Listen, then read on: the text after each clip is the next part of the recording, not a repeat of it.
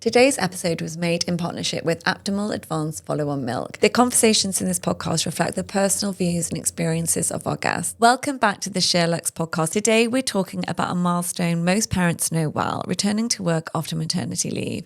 It's a time full of excitement, fresh routines, and finding a new rhythm. Today we're joined by SheerLuxe's fashion and creative director Lou Hough, mum to 2-year-old Bobby, and Tobi Asare, mum of 2 and founder of My Bump Pay. They're going to share their experiences and tips to make the transition smoother. From childcare choices to finding balance, this episode is all about making that next chapter feel that little bit more manageable.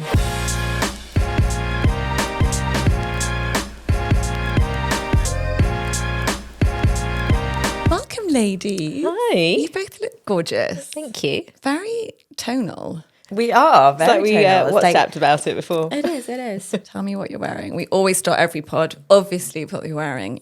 I have got my very old, very comfy flattered boots on. My favourite ever, a Goldie jeans.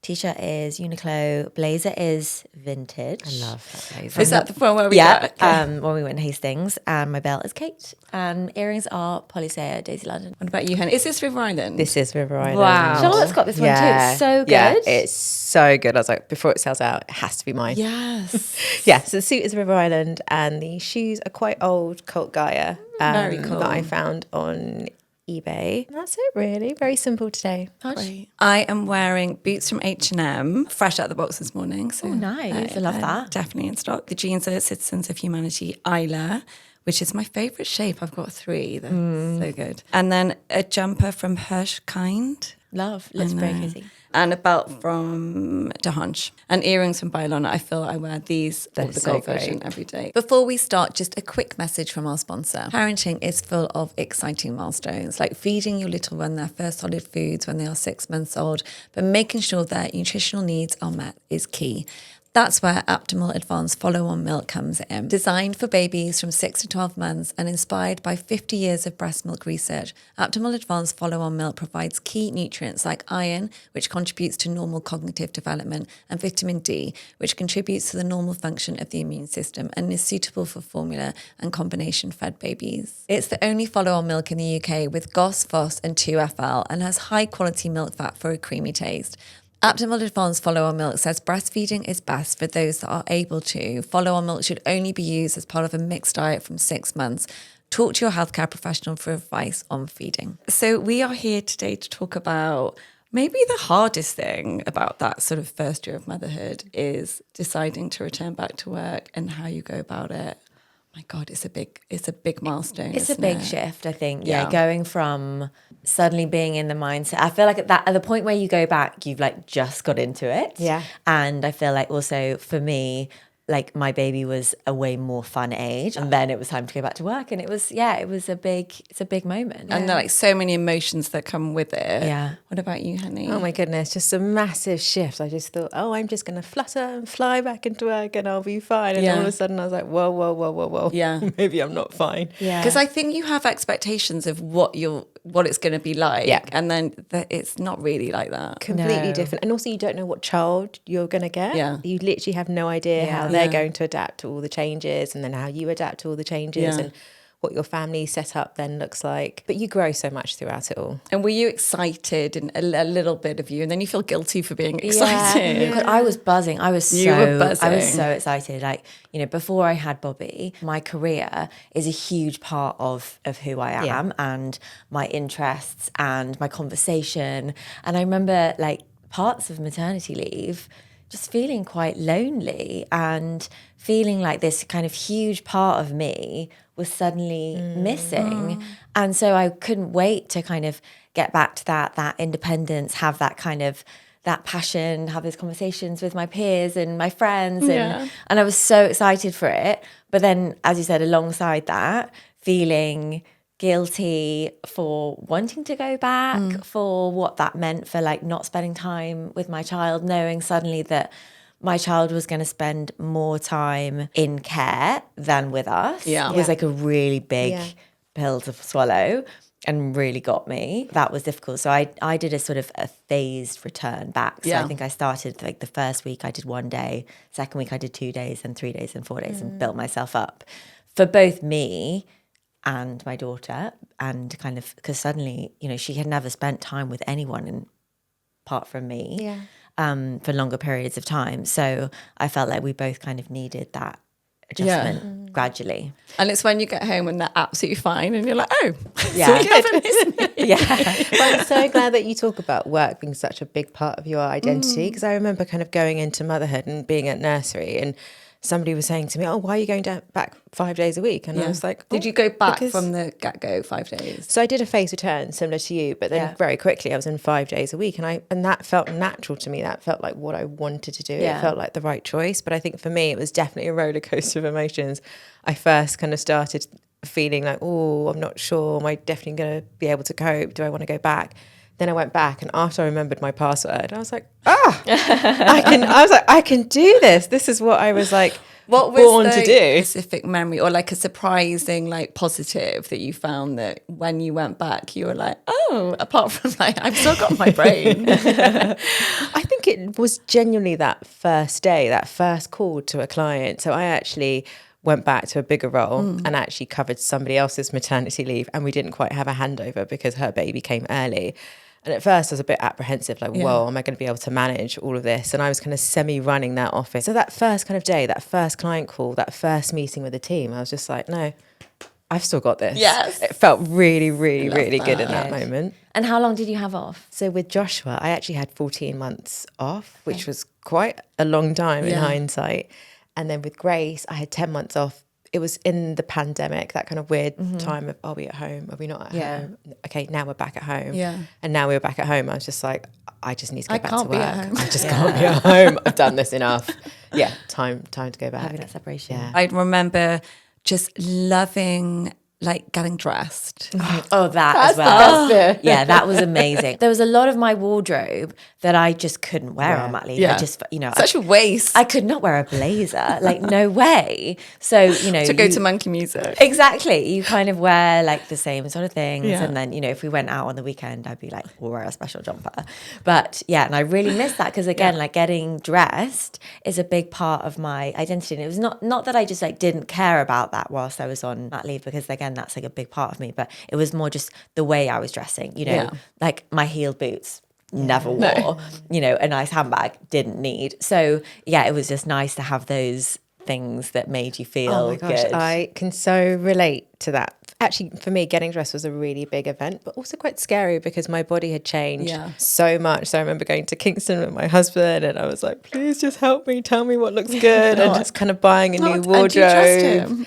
Sometimes. Yeah, I remember going shopping together and being like, I just need trousers that are going to fit, and actually being terrified that people weren't going to recognize me because my body had changed. And all of that is nonsense at the end of the day. But yeah, getting dressed felt like such a big event. But I actually definitely did wear the heels on mat leave because I was like, Did you? Yeah, 100%. I love it to the park. Well, I had like 17 friends, maybe more, that we all had babies in the same year. It sounds crazy.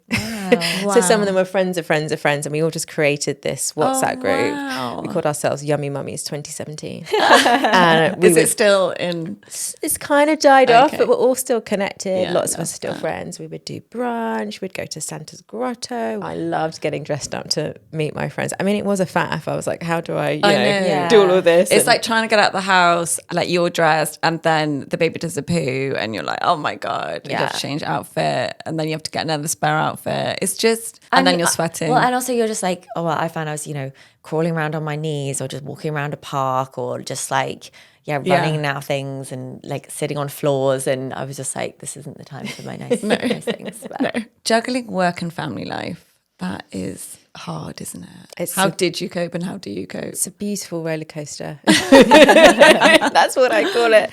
There are moments where you're just like, I cannot do this anymore. And then there are moments where you're just like, okay, I survived the day. And for me, I've just always been about just getting as much help for every single stage and whatever that help requires. Like sometimes that help is just going around with a walk with a friend and just venting and just kind of, you know, letting go.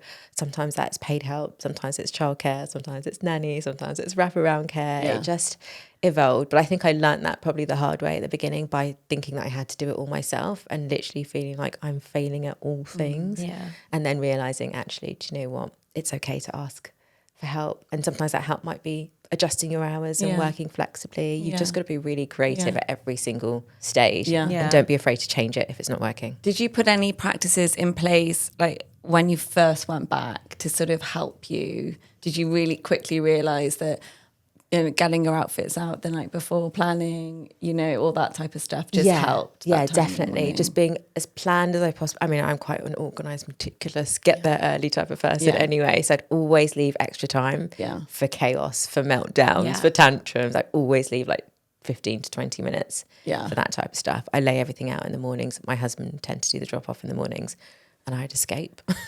Come back. Yeah, and then I need to like lay out more time for kind of things going wrong, because I literally this morning I was like getting ready 15 minutes. But I think in terms of like thinking about your wardrobe and what you're going to wear, I found that having kind of outfit formulas that you knew worked really well. So not trying to think of a new outfit in the morning once, you know, she's running around and you're late for a meeting, and just kind of knowing that works. I'll go for that. I know I feel good in it. Because if you're thinking about something different, just like think about that the night before. I think like that sort of really helps. Just know that I'm just going to throw this on. I feel good.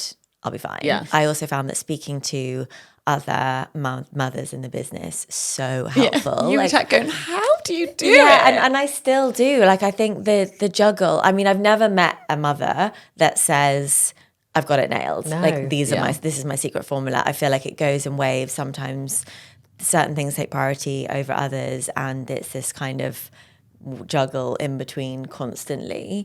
And I remember thinking, oh my God, how is this going to happen? But you look at all the other amazing working mums in our business, and just like this network of incredible mothers. Like, I remember as soon as I gave birth, even just kind of walking around the park, I feel like there's this like new respect that you have for women when you're past them, whether they've got a pram, whether they've got a 2-year-old, a 5-year-old, whatever.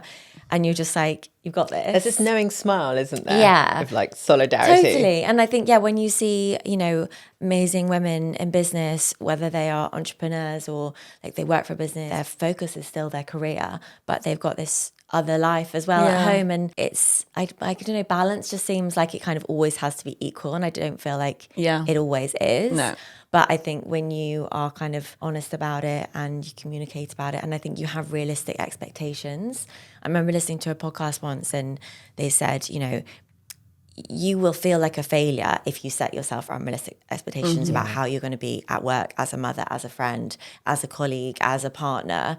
And, you know, if in the day you were like, okay, today I'm going to sit down and have breakfast with my child, I'm going to get her dressed for work, and I'm going to go into work with like a smile on my face and be really present with my team, and then do a bedtime story. If like that is all you kind of set for your day, then you'll feel really good about yourself at the end of it. So I think just having realistic expectations about what you are able to achieve in that day is really helpful. I can't remember who said it, but there's sort of the triangle, or maybe it's the square, but it's, you know, that there are these 4 pillars in our life, and you can't nail all of those pillars all the time. So that's work, marriage, children, and then like friendships and I think give yourself a break. As long as you feel you're mastering 2, I think that's okay. And I think with sort of James, you know, sometimes I'll be like, I can't really give anything to you at the moment. there's too much going on. And he's like, you know, no problem. And with girlfriends, you know, the millions of read WhatsApp. I've double booked myself already for like so many Christmas things. All and the they're time. like, but what? And I'm like, but you've just got to be like, guys, at the moment, I'm just sort of, I can't really think about anything else. You know, I'll see you when I see you. I love you all so much. But and just be really honest and about you've got to that. be I honest. think everybody knows that like it's a massive juggle, and sometimes there's days where it's more difficult than others. And I think as long as you communicate that clearly, then people are supportive of that. It's so funny, I think, because our roles, because we're on like social media quite a lot, and I feel my friends like see me and they're like, well, she's got time to do that. But then I'm a big believer in keeping the main thing in the season that you're in. So I will plan, again, quite organised, but I will plan what my goals are for that Do you? season. Yeah, 100%. And that becomes my driving force. Like that becomes a thing that I will schedule my week around. I mean, for quite a long time, it's been around going to the gym. So you're like a quarter, or is that like autumn, winter? Yeah, so I literally look at it every single week, and then I'll kind of look at it every quarter and think, actually, do you know what? I need to redress how things are kind of laid out here. But it could be that, you know, for example, I might be going for a big promotion and there's certain steps that I need to put in place. And that might mean, okay, I need to surround myself with more childcare, or my husband needs to lean in and do a little bit more. Or let's just say, for example, I mean, my son is 8, but at some point in his future, he's going to have 11 plus, right? Yeah, I've done that twice. Oh my It's gosh. horrendous. He's going to need more support. So how do I flex my time and my diary and my priorities to make sure that I can lean in for that and make sure that people around me understand that that's a priority? Yeah, because it is really intense, that 3-month period. not Don't worry, I'll talk you through it. What is your childcare situ? When I went back, we did a nanny share, which we found incredibly helpful. And we went to look at nurseries, but Bobby was only 9 months when I went back to work, and she'd only just started crawling. And I remember going to the nurseries being like, you just look too little. I didn't feel ready to leave her. And we found like an angel in this nanny share. And it was amazing because it was more affordable than nursery. It meant that we kind of had a bit more control of, you know, when she was her napping and her weaning, and just a bit more control, I guess, over those things. She could sleep at home, and we basically did 2 days at our house and 2 days at the other family's house. And there was a group of nannies who all went off, like they went to the Army Museum, they the do Transport more Museum, fun stuff way with more them. fun stuff, and all these amazing activities. And it also meant that then by the weekend, I was like, okay, fine, we'll just go to the park. I don't feel guilty anymore because you've done all this great stuff. And she was always surrounded by children, and we found that great. And, you know, having that flexibility kind of into the evenings, knowing if we were going to work late, if we needed to get in early, that really worked for us. And it being a share was amazing. So that really helped me. We're in a tiny flat, so we don't have space for anyone to come to stay. Like, we've just kind of had to try and like muddle through and just juggle it between my husband and I, and be like, okay, I need to stay late for this night. Can you do tomorrow night? And just juggle between us and just kind of feel like we're like passing ships in the night. And especially at the beginning when, you know, Bobby wasn't sleeping and you're going back to work, and I remember thinking, how does everybody do this? Like, also, why had no one talked about this before? Like, this kind of other ecosystem that I was totally unaware of before becoming a parent. What would be your tips? I would say, like, try and make a network, join clubs, like-minded clubs, maybe, like if you can't face monkey music and all of that stuff, but like, you know, you see girls doing gym on the common or walking or running or whatever. Just try and build, if you haven't got family around you, which is a lot of people in London don't, then try and build something. I would be really nice to the nursery teachers. They're like your extended family almost. Yeah, like give them presents. Like yesterday, my childcare fell through, so I had to phone the school and say, can Coco stay for wraparound care? And she's like, it's full, but I'll squeeze her in for you. And I know, be good to those people. Yeah, definitely. They come into their own. And I think, you're right about the network. It's not just nurseries. Sometimes it's just neighbours and your local community. And I'm not a monkey music person whatsoever. No. But I went because I knew I would meet other mums who were in the same situation in the same local vicinity that I could build a community around. You know, if you do get stuck, and the same goes for school as they get older as well. So you might just be stuck and just be like, hi, can you help me just stay with Grace for like 5 minutes? I'm coming. And the mum's WhatsApp group, I'm like, can somebody just grab Coco? Like, or can somebody tell me what I'm supposed to be right now, because I have no clue the what's mum's going WhatsApp on. group, that is a whole other podcast, but I feel it does come into I've added James to all of those. I'm like, I cannot cope with this mental draining, but they do come into their own when you're like, is it tennis today? So but we wouldn't change it. Oh my gosh, no. And I love it so much. Like, I just love these small humans coming on this journey of life with me. Like, I've just taken them into like everything I do. You know, if I want to go to a nice restaurant, they come along. If I don't, they come along. But I also meant, like, I would never have not worked. I really feel that is such a big part of me. And I feel, like, everyone's different, but I feel for my children, you know, I've got 2 daughters. I want them to see me working and contributing and, you know, having something else apart from them in my life. Totally. But I also think it's whatever suits you. Completely. You know, for the people that decide to not go back to work, you have to do whatever feels right for you and your family. But yeah, for me as well, having that balance between, you know, sometimes I find, you know, if I've had a really busy day at work and it's been stressful, and then I come back and actually seeing Bobby is like the kind of the joy and the lightheartedness I really need. You know, she's totally unaware of everything that might have happened, and will just say something so naive and so sweet. And it just breaks my heart. And you just, it just breaks everything down, and is like the biggest joy I could ever have. And I feel like before I had a child, everyone said to me, oh, you know, the sleep, the juggle, it's so hard, like everything that we've just been saying. But I don't think anyone really also prepared me for like the unbelievable love that is suddenly like catapulted into your world. And I remember you saying, I just love her so much. I can't believe it. Like every day I think, how can I possibly love you anymore? And it just keeps, you know, as I said, she's only 2.5. You guys have got much older kids, and everyone says to me, it just gets better. It keeps getting better. And, you know, everything is a phase, which is both a positive and a negative. Because I'm like, I don't want this bit to end.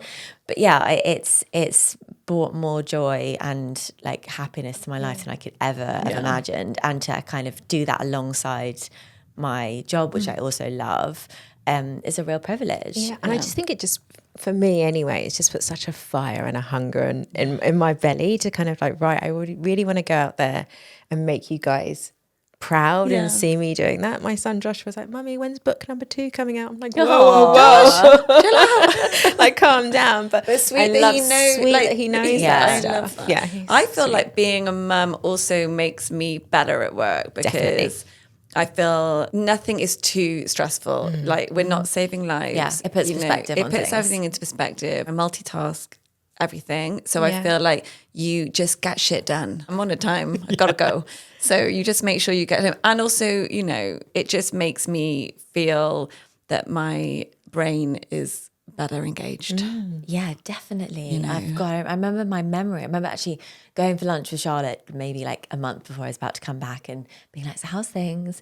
And she was telling me about like what was going on, all these things. And she was like, she said she just suddenly saw my face just like kind of shocked, because, you know, the pace at which we work, it's fast. And I think once you're in it, you get really used to it. And once you're out of it, you're like, woo.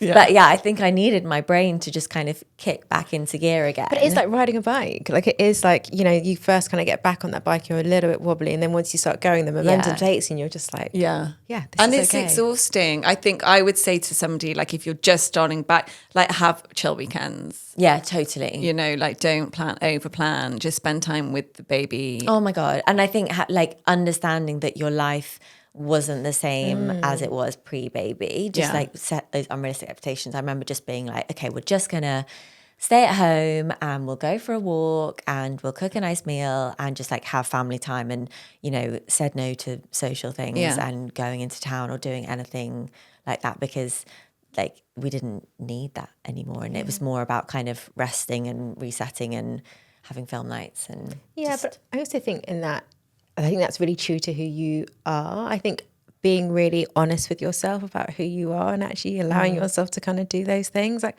I quite like being busy on the weekends and going them out and taking them here and there. But you have to with the older ones, because but even when they were younger, I still loved it. So I think just actually staying true to who you are is actually and okay. I think you Listen can, to you know, yourself. there's social media, there's podcasts, there's so many different like tools where people are showing you, telling you like how they're parenting, how they're juggling. But yeah, I think you're so right. Just kind of listening to what makes you tick and how you work is really important, and not sort of being swayed by How did you continue to combi feed or breastfeed when you got back? Was that hard? I feel that's a big like worry for people going back to work, how you're going to cope with that. So I actually had a really difficult journey with breastfeeding, and just like my body just didn't really work for me. So we actually did combi feeding and did that throughout my maternity leave, which worked for me, my body, like our circumstance. So, you know, my husband could give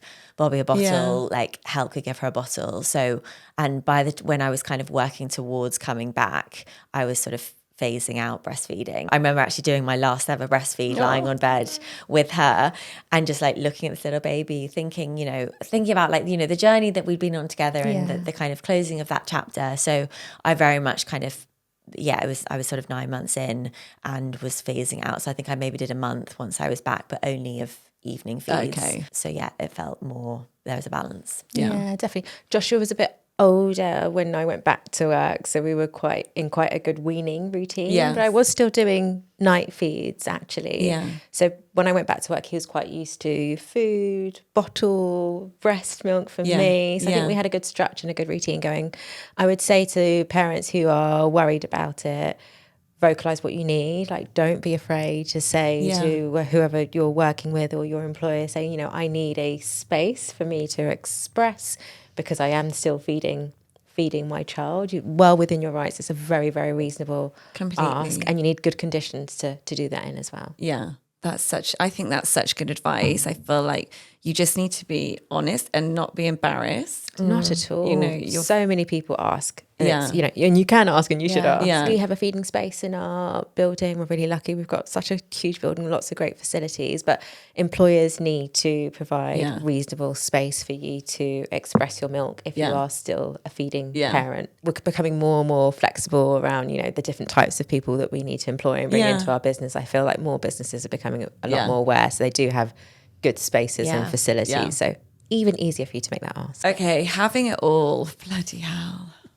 That is hard, isn't it? Yeah. It's a phrase that gets bandied around a lot, and I feel most women like roll their eyes. What's your approach to that? I think, again, just sort of being realistic. I think kind of having that understanding that you aren't the same person as you were pre having a baby, in the way that you operate, in the way that your brain works, in the way that you spend your weekends, or just the way that you can work. Just it isn't the same. Just not trying to be who you were before. Not in the sense that you are this entirely different person, just a kind of adjusted version. Yeah. And these are my new boundaries. These are my new rules. For me, I always want to be there for bedtime.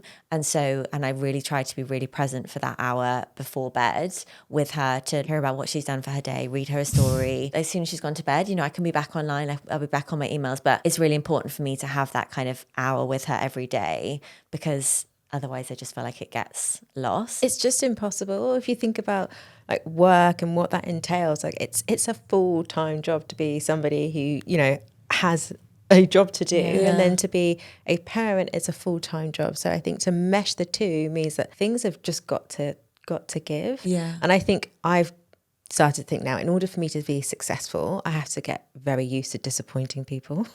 Sometimes it's disappointing my husband because I'm way too tired. Yeah. Or, Always. Or sometimes it is disappointing the kids ever so slightly because I can't be in two places at once, and I can't make that school thing, but I'll talk to them about why I can't make it, and if a grandparent can step in, then they absolutely will. And the most important thing is they feel really loved and secure. So I try not to put too much pressure on myself, and I'm quite used to kind of disappointing people if it serves a goal that is really important at that particular time. Yeah. And I think becoming okay with saying no to things as well, and also not have, remember someone saying to me, and you don't have to give a reason why. Yeah, No just is no a full is the full sentence. stop. Yeah, Exactly. That's it. And that's also okay. And as you said, kind of, if you're thinking about, that day, what's your priority for that day? Do you need to do that? No, sometimes yes, you do. And sometimes work things do take priority, or you really need to go and see a friend, and that's the most important, or your family. And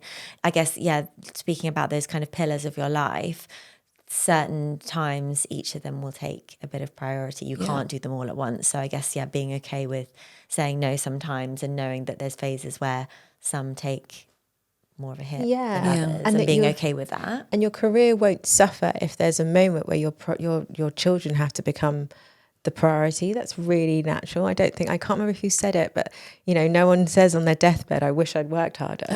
You wish you were present for those moments that really, really matter. Yes, work is it's important to all of us, but it's okay sometimes to put that boundary in place for the right thing. Almost it's better if while you're at work, you're at work, and while you're at home, and don't try and cross the two. And I think also perfection isn't a thing. I think, Christmas to me feels horrendous, leaning over me. I'm already like, oh my God, very lucky to have a lot of godchildren. And I want to do like these, individual personalized gifts.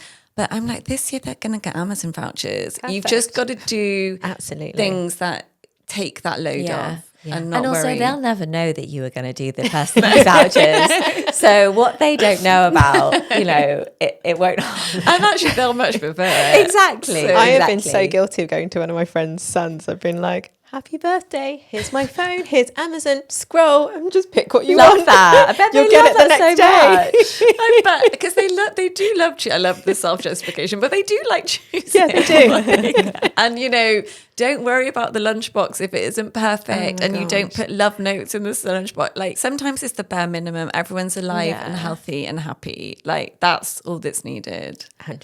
Let's wrap this up. But if you could give a little pep talk to a mother about to come back to work, what would you say? I would say be kind to yourself.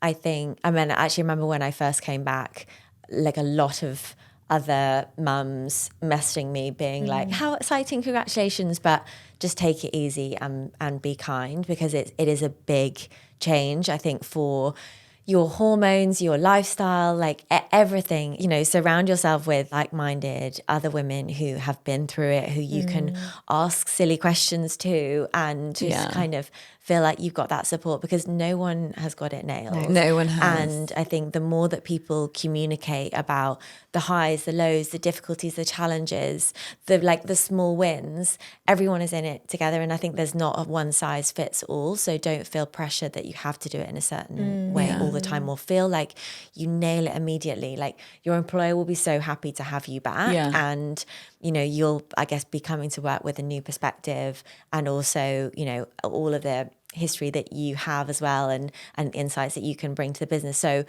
be proud of yourself and what you can bring. Absolutely. And also, like, it is a really amazing thing. So like the joy and of the balance as well, I love so much. Yeah. I would say that the superwoman myth just is just not true. No. Like, there's nobody out there, like you say, who is nailing it. So if you feel like it's a little bit difficult, but if you feel like in moments you're finding some things like really easy and really good, then that's okay. Take the wins. Take the wins. Yeah. And I think if you see people that you think have kind of got it polished, and you're making yourself feel really down about that, or you're beating yourself up and thinking, oh, why can't I get to the gym, or why can't I get to work on time? Yeah. Just know that actually there'll be moments that they are finding it really difficult as well. And like you say, there is so much joy, and you should feel so proud about being able to do two of these enormous things, which is like working and being a parent. Don't be afraid to get help. So that might be help in a kind of professional sense. So it might be kind of like a return to work mentor, or return to work coach, or just having a buddy that you're just chatting with. Like you were just saying, you go to Hodge and say, oh, but how? Don't be afraid to have those people alongside you. You can just champion and cheer you everyone on. wants to help. First of all, your boss you're not the first person to have a baby and come back. Yeah, totally. They know that you're not going to be firing on all cylinders straight away. Yeah. They know there's a period of adjustment. And also, I think you're right, it's the sisterhood. Yeah. I mean, come back as a woman anytime, because I feel it's such a bond, and everyone wants to help. They really do. And also, it really is all the little bits are all a phase. And there's, I remember thinking, God, I will never be able to work this bit out. And then suddenly you do, and you're like, yay! And you're super proud. And then there's something else that happens. But it does change all the time. And it's the most rewarding process. And like, puts things in perspective. Yeah.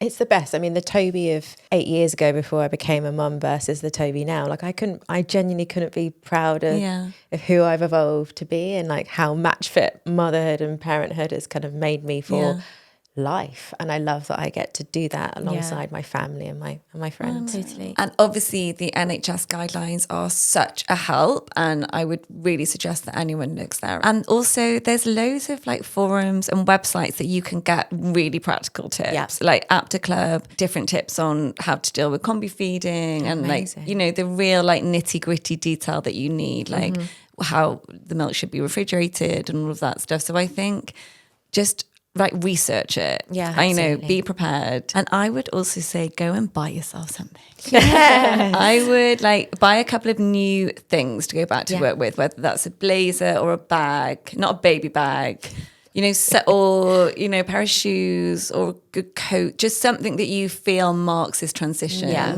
Because it is an achievement and it is a celebration. Yeah. You know, you've come to the end of one gorgeous phase of your life and you're now moving back into working on motherhood, Yeah. which is another exciting new phase. And beautiful. And also, having that thing that you kind of put on. It's like your armory of like, okay, I'm in like work mode now. And wear it, because I remember I bought some very nice pair of work shoes to go back to work for Grace after my second maternity leave. And we were in lockdown, so I sit at my desk at home with these nice work shoes on. I love that. We've got the topic for book number 2. It's how to make your maternity. Yes, definitely. Heels, brunch, Yes. and God knows what And else. friends. Girls, that was so lovely. Thank you for sharing all of that. I feel like hopefully it's helpful for people at home. That's all for today's episode of the SheerLuxe podcast. We hope you're leaving feeling a little more confident and supported as you navigate your own return to work journey. For more expert tips and advice, visit Apta Club Community. Thanks for listening.